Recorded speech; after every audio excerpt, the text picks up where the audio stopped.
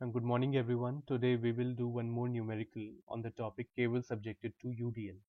So the numerical is find the maximum possible span for a cable supported at the ends at the same level, allowing a central dip of 1 by 10th of the span and a permissible stress of 150 Newton per mm square. Steel weighs 78,000 Newton per cubic meters. Assume that the cable takes a parabolic profile.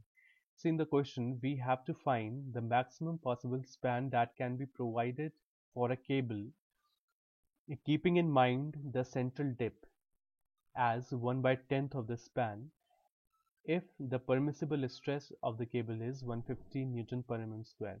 See, by permissible stress, we mean to say that the maximum stress which can be beared by the cable. If the stress in the cable exceeds this value, the cable will fail. It is also given that the unit weight of the steel is 78,000 Newton per cubic meters. Now in the question you can see that there is no load acting on the cable. So the only load acting on the cable is its self weight, and the self weight of any body is assumed to be acting as a UDL. And in the previous derivation we found out that whenever a UDL acts on a cable, the profile of the cable is a parabolic profile. And it is also given in the question that assume that the cable takes a parabolic profile. So now let us continue with the solution. So it is given that the dip, that is the value of small h, is 1 by 10th of the span. So it means L by 10. From here I can find out the ratio of h by L, which will come out to be 1 by 10. Now in the previous derivation we found out the length of the parabolic cable. So the length was L plus 8h square by 3L. From here I can take out L as common, with which I will be left with this term inside the bracket. Now I know the value of h by L, so by putting h by L as 1 by 10, I will get the total length of the cable as 308 by 300 into L, small l. Small l is the span of the cable. Now let us consider that the area of the cable is capital A mm square.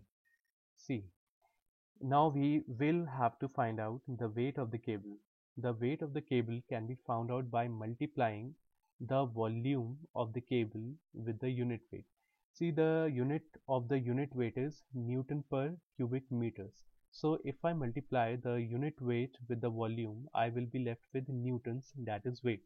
So in order to get the weight of the cable, we multiply the unit weight with the volume of the cable, and the volume of the cable will be what? Cross-sectional area into the length of the cable. Okay, so the cross-sectional area we have assumed in mm square, but the unit weight of the steel cable is given in Newton per cubic meters. So we will have to convert the cross-sectional area in meter square. So mm square can be converted into meter square by dividing it by 1000 whole square. So area of cross-section into the length of the cable, which was found out to be 308 by 300 into L. By solving this, I will get the total weight of the cable as 0.08008 AL newtons. In the previous derivation also, we found out that each vertical reaction is equal to WL by 2. See, WL, we are multiplying the UDL with the length, and when we multiply the UDL with the length, we get a point load. So suppose W into L is capital W, so we can write it as capital W by 2. We also know that the value of capital H, that is the horizontal thrust acting on the tower, acting on the support, that is that is the point of contact between the cable and the tower, is WL square by 8H. See, I can write WL square as WL into L. Again, WL can be written as capital W. So this equation can be written as capital W into small l by 8H. Now L by H, we know the ratio is 10.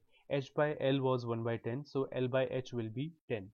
So from here we will get the value of capital H as 5 by W into capital W. Now we know that the maximum tension is Tmax equal to under root V square plus H square. Putting all the values of V and H, we will get the value of Tmax as 1.35 capital W. So after putting the value of capital W, I will get this equation of Tmax. Now we are given in the question that the maximum permissible stress in the cable is 150 Newton per mm square.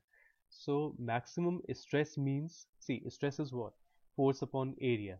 So force is Tmax. See, if I put the value of Tmax in the equation, I will get maximum stress. If I put the value of minimum T minimum, I will get minimum stress. But in the question we are given the value of permissible stress, and that is the value of the maximum stress. So in order to get the maximum stress, I will put Tmax. So from here, F max is 150. Put the value of Tmax, which we found out here. Capital A, keep it as it is. So from here we can find out the value of small l, which is 1387.5 meters. So the maximum span of the cable which we can provide, keeping in mind that the central dip should not exceed 1/10th of the span, is 1387.5 meters.